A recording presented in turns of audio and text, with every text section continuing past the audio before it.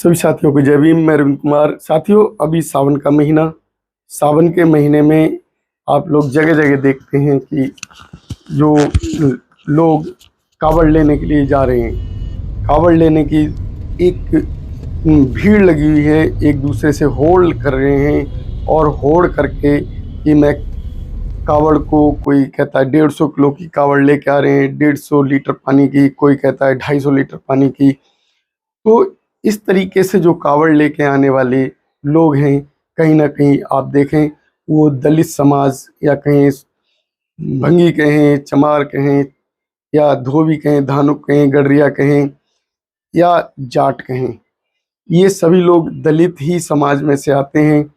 और दलित समाज में सबसे ज़्यादा जो जो गरीब है या दबाया गया या कुचला हुआ समाज है वो है भंगी समाज। जिस वाल्मीकि के नाम से भंगी समाज को वाल्मीकि बना दिया। अब सोचने की बात यह है कि वाल्मीकि जी ने हजारों साल पहले जिस रामायण को लिखा था, ये उस समय की व्यवस्था है जब दलितों को पढ़ने लिखने का अधिकार नहीं था, उन्हें श्लोक सुनने का भी अधिकार नहीं था, किसी भी ब्राह्मण या शिक्षक के पास उन्हें शिक्षा लेने का अधिकार नहीं था। तो ये वाल्मीकि जी शिक्षित कैसे हुए? अगर वो दलित परिवार के थे, भंगी परिवार के थे, तो उन्हें शिक्षा किसने दी? उनके गुरु कौन थे? उस समय की व्यवस्था, जिस व्यवस्था के कारण समाज में श्लोक सुनने का, पढ़ाई लिखाई का या गुरु के पास बैठने का अधिकार नहीं था, उस समय अगर वाल्मीकि जी शिक्षित हुए तो वाल्मीकि जी ने अपना समाज शिक्षित क्यों नहीं किया? अब हम कहें कि बाबा साहब अम्बेडकर, जो कि एक दलित परिवार में ही आने के बाद उन्होंने कठिन परिश्रम किया और शिक्षित हुए, पूरे विश्व में सबसे अधिक डिग्रियां हासिल की, सबसे अधिक शिक्षा ली और उन्होंने पूरी तरीके से समाज को शिक्षित करने का प्रयास किया। तो इसी तरीके से वाल्मीकि जी ने शिक्षित करने का जो प्रयास वाल्मीकि समाज को क्यों नहीं किया? अगर वाल्मीकि जी वाल्मीकि समाज के व्यक्ति हैं, वाल्मीकि जी का जन्म एक भंगी परिवार में हुआ है, तो उस समय की व्यवस्था आप बताइए, जिस समय जब सुनने का अधिकार नहीं था, दलितों को बोलने का अधिकार नहीं था, तो उन्हें गुरु किस समाज ने बनाया और किस समाज ने उन्हें गुरु बनाकर और उनसे रामायण लिखवाने का कार्य किया? साथियों, जैसा कि हम समझ पा रहे हैं, ये दलितों के साथ, हम कहें भंगी समाज या स्वीपर समाज के साथ बहुत बड़ा जो धोखा है, एक बहुत बड़ी साजिश की गई है, जिस साजिश के तहत जो कि स्वीपर समाज है उसे सफाई कार्य में लगाया जाए, उससे पूरा जीवन सफाई कार्य कराया जाए। इसलिए उस समाज को जो सच्चाई है वो नहीं पता लगने दी, दिमाग को एक भ्रमजाल में फंसा दिया और एक सीधा साधा वो समाज जो कि शिक्षित ना होने के कारण उसी दलदल में फंसता चला गया।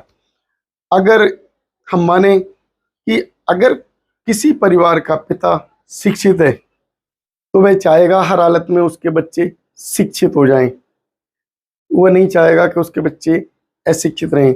इसी तरीके से अगर जो वाल्मीकि जी हैं, वाल्मीकि समाज के पिता के जैसे हैं, अगर वो शिक्षित हुए तो उन्होंने अपने परिवारों को, अपने समाज को शिक्षित करने का जो उद्देश्य क्यों नहीं बनाया, उन्हें शिक्षित क्यों नहीं कर पाए? तो साथियों, सोचने की ज़रूरत है।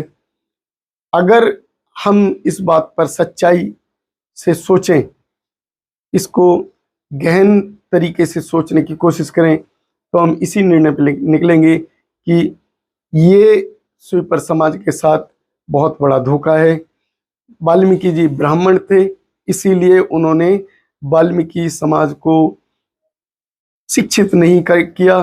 वाल्मीकि समाज को उसी दलदल में आज भी घुसना पड़ता है जिसको कह देते हैं स्वीपर और स्वीपरों के खिलाफ एक साजिश रची गई, जिसके कारण ये स्वीपर जो समाज है वो वाल्मीकि कहलाने लगा।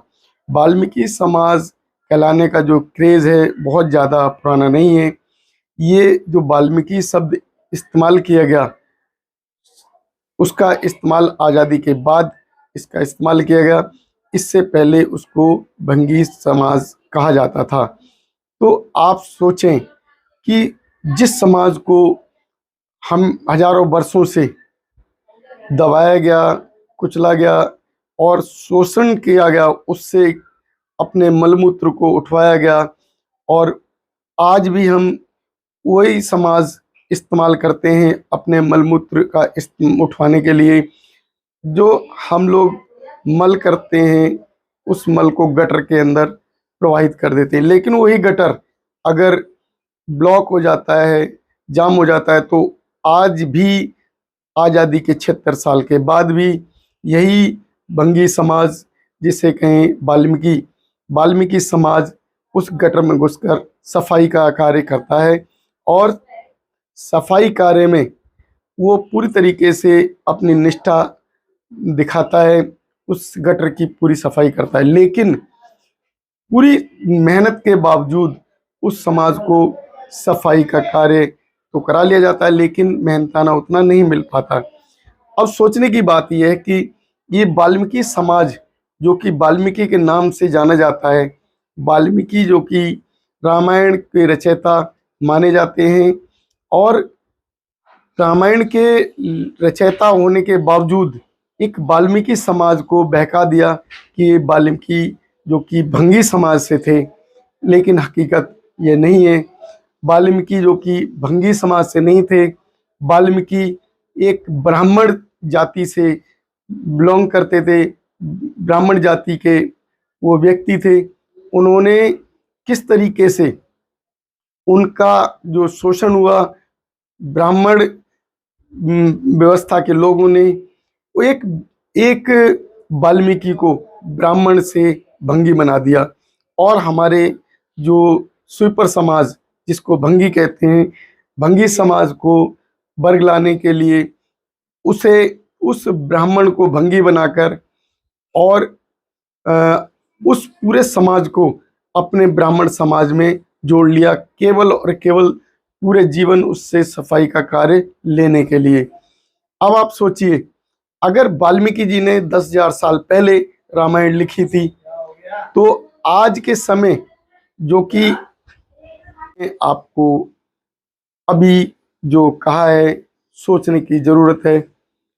अगर हम इस बात पर सच्चाई से सोचें, इसको गहन तरीके से सोचने की कोशिश करें, तो हम इसी निर्णय पर निकलेंगे कि ये स्वीपर समाज के साथ बहुत बड़ा धोखा है।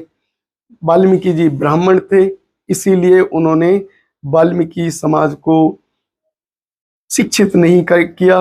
वाल्मीकि समाज को उसी दलदल में आज भी घुसना पड़ता है, उसी दलदल में रहना पड़ता है। वाल्मीकि समाज के बच्चे जो कि आज भी उसी सफाई कार्य में लगे रहते हैं, और उन्हें 5-7 हज़ार रुपये महीने का मेहनताना मिलता है, जबकि सबसे गंदा कार्य करने वाले व्यक्ति, उसे जो आमदनी होनी चाहिए एक सिविल सर्विस के व्यक्ति के बराबर होनी चाहिए, एक ऑफिसर के बराबर उसे वेतन दिया जाना चाहिए, क्योंकि वो सबसे गंदा कार्य करता है और सभी की गंदगी उठाता है। तो उस व्यक्ति के लिए अगर मैंने ये वीडियो बनाई, तो मेरी वीडियो आपको किस तरीके से अच्छी लगी, अगर मेरी वीडियो से आप सहमत हैं, तो कमेंट बॉक्स में कमेंट जरूर करें।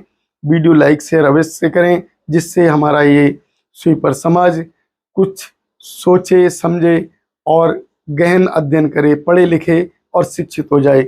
इसी के साथ नमस्कार, जय भीम।